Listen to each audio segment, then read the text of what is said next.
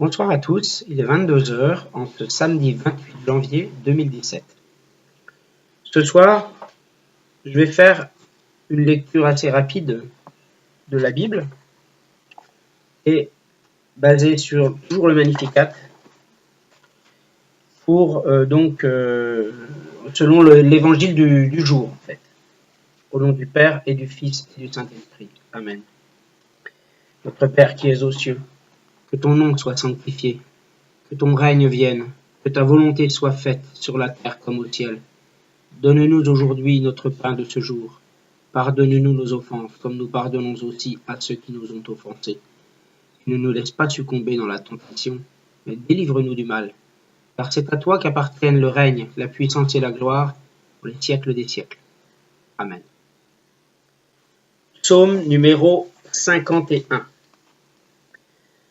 Ô Dieu, toi qui es si bon, aie pitié de moi. Toi, dont le cœur est si grand, efface mes désobéissances.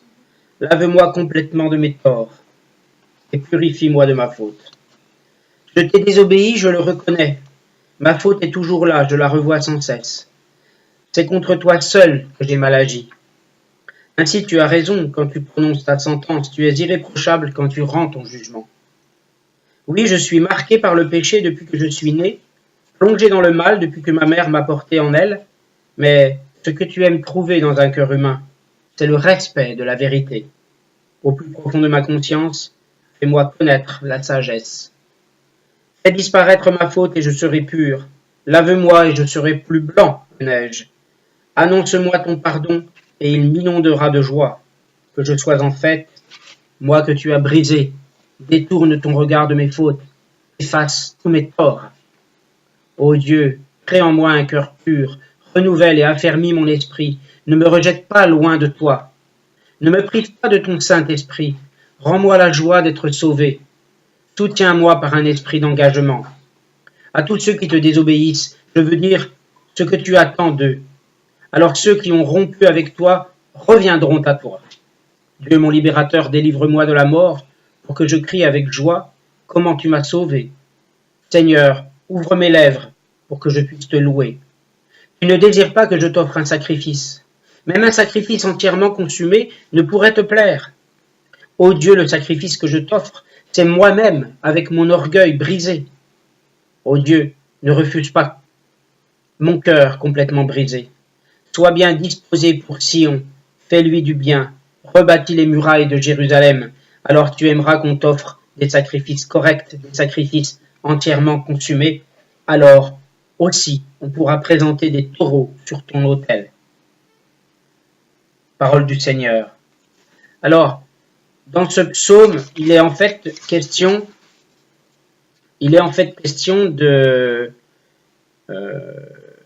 David qui avait commis l'adultère avec Bathsheba. Donc,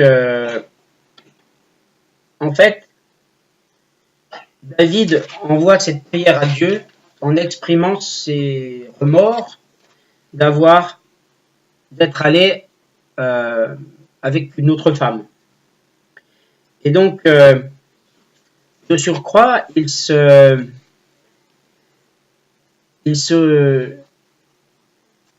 exprime ses remords, et également ce qu'on peut ressentir là, c'est que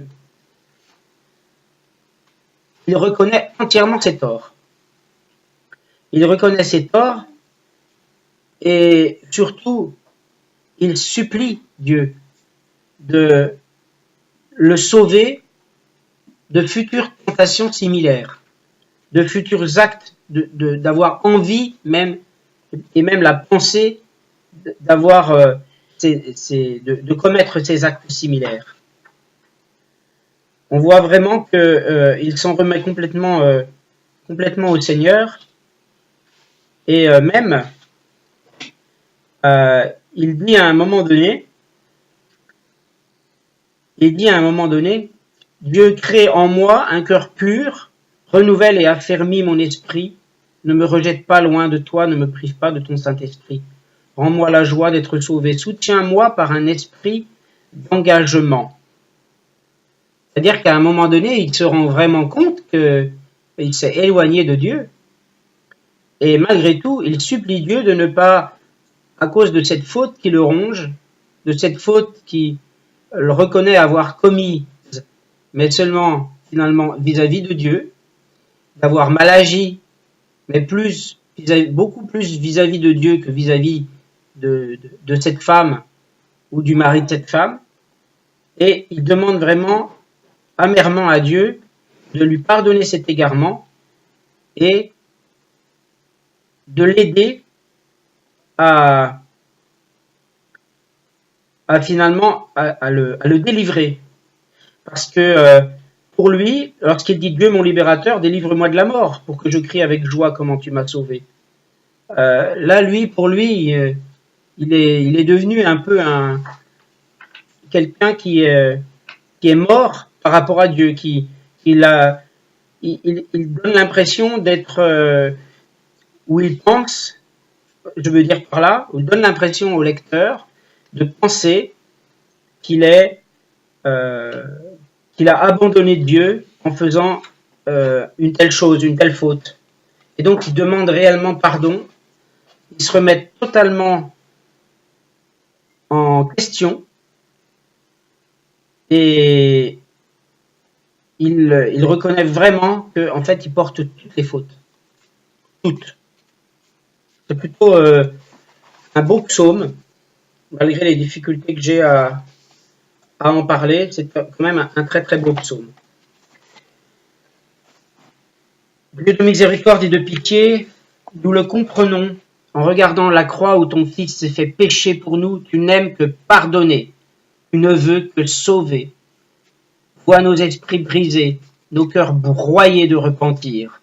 Purifie-nous tout entier de nos fautes. Renouvelle-nous dans la joie de l'Esprit Saint. Nous pourrons alors acclamer ta justice et parler de ton amour à nos frères. Et nous allons maintenant en 2 Corinthiens.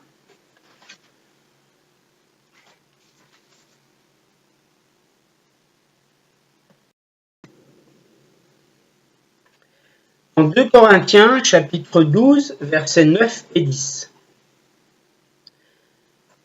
Le Seigneur m'a répondu, ma grâce te suffit.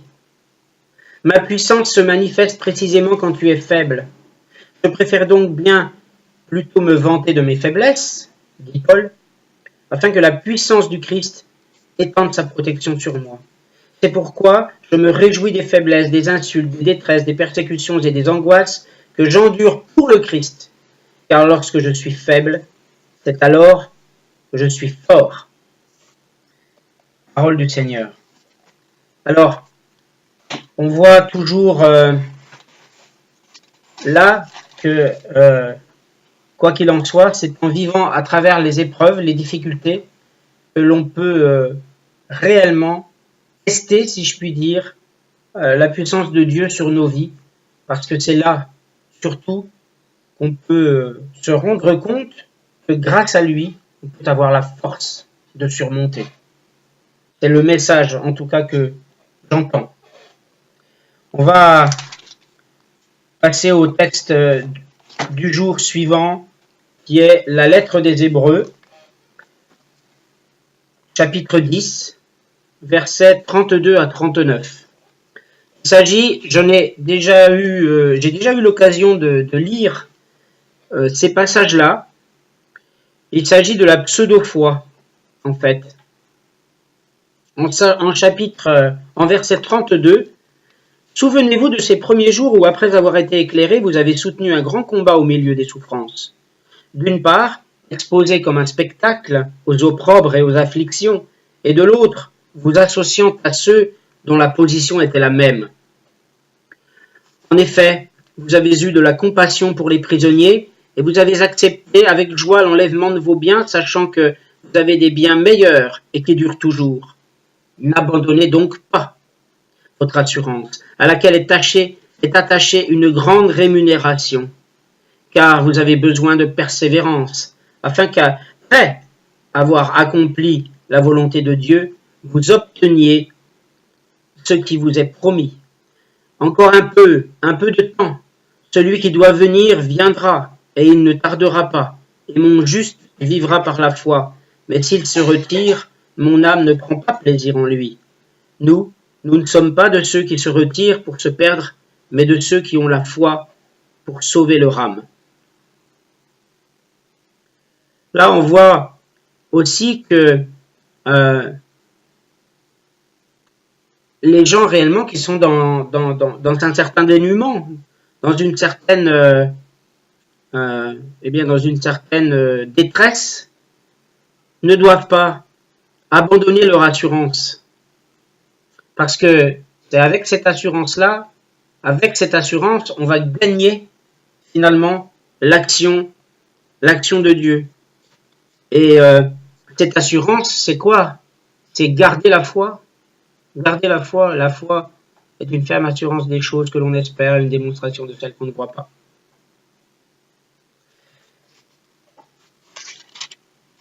Et enfin, l'Évangile selon saint Marc, chapitre 4, versets 26 à 34. Il dit encore, « Il en est du royaume de Dieu, comme quand un homme jette de la semence en terre. Qu'il dorme ou qu'il veille nuit et jour, la semence germe et croît, sans qu'il sache comment. La terre produit d'elle-même d'abord l'herbe, puis l'épi, puis le grain, tout formé dans l'épi. Et dès que le fruit est mûr, on y met la faucille, car la moisson est là. » Il dit encore, « À quoi comparerons-nous le royaume de Dieu, ou par quelle parabole le représenterons-nous? Il est semblable à un grain de sénévé, qui lorsqu'on le sème en terre, est la plus petite de toutes les semences qui sont sur la terre. Mais lorsqu'il a été semé, il monte, devient plus grand que tous les légumes, et pousse de grandes branches en sorte que les oiseaux du ciel peuvent habiter sous son ombre. C'est par beaucoup de paraboles de ce genre qu'il leur annonçait la parole, selon qu'ils étaient capables de l'entendre, et il ne leur parlait point sans parabole, mais en particulier, il expliquait tout à ses disciples. Voilà, donc là aussi on voit que le fait de semer en terre, notre foi, petit à petit, peut porter de grands fruits. Parce qu'on va semer réellement et tout va suivre ensuite. Alors,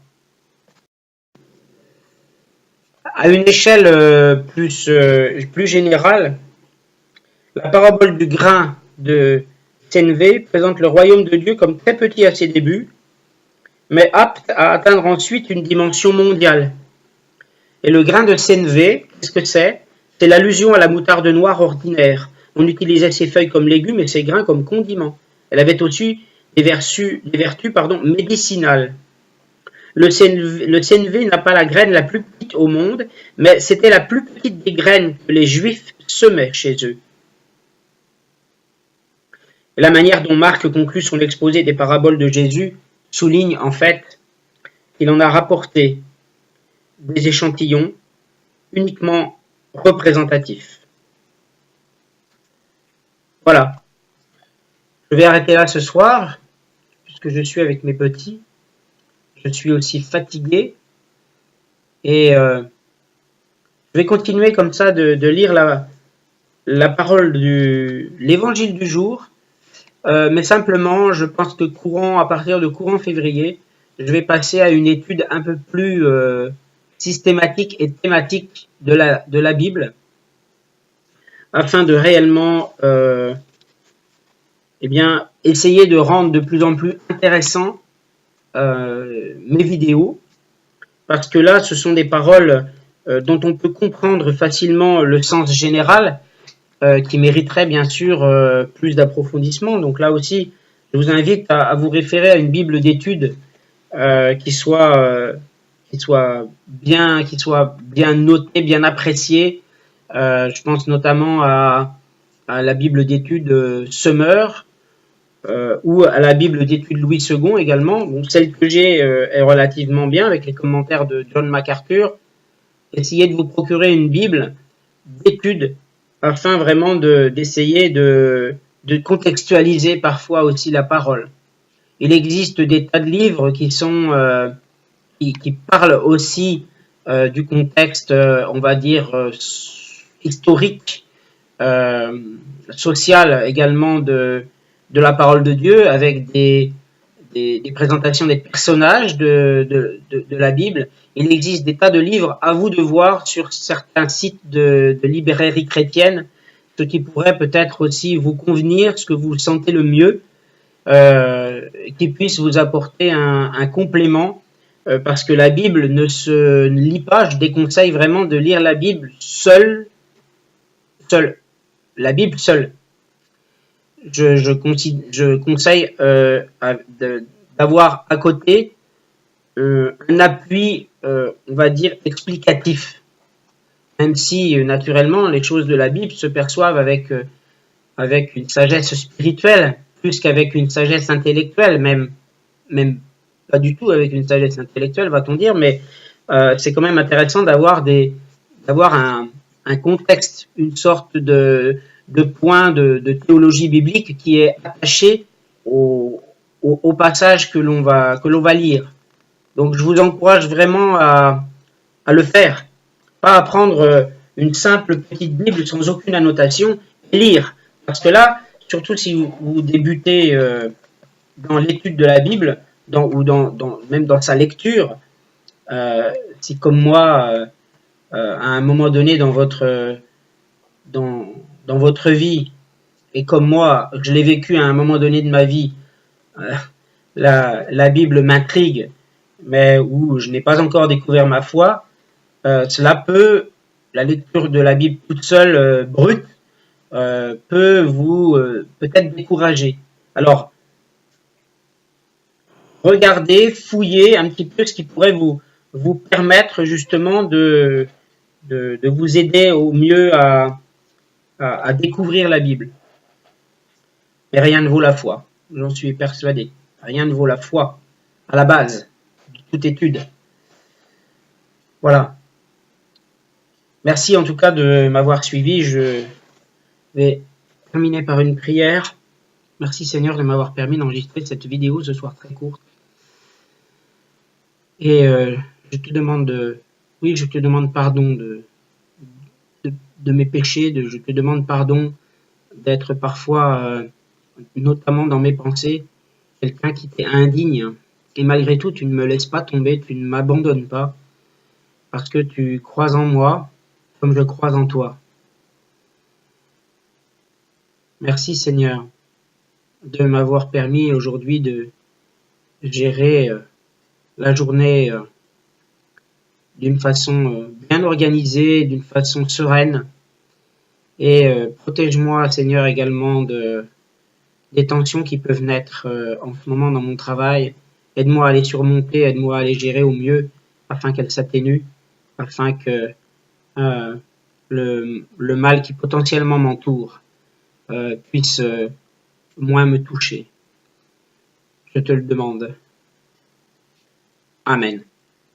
Merci à tous et à très bientôt pour une prochaine vidéo.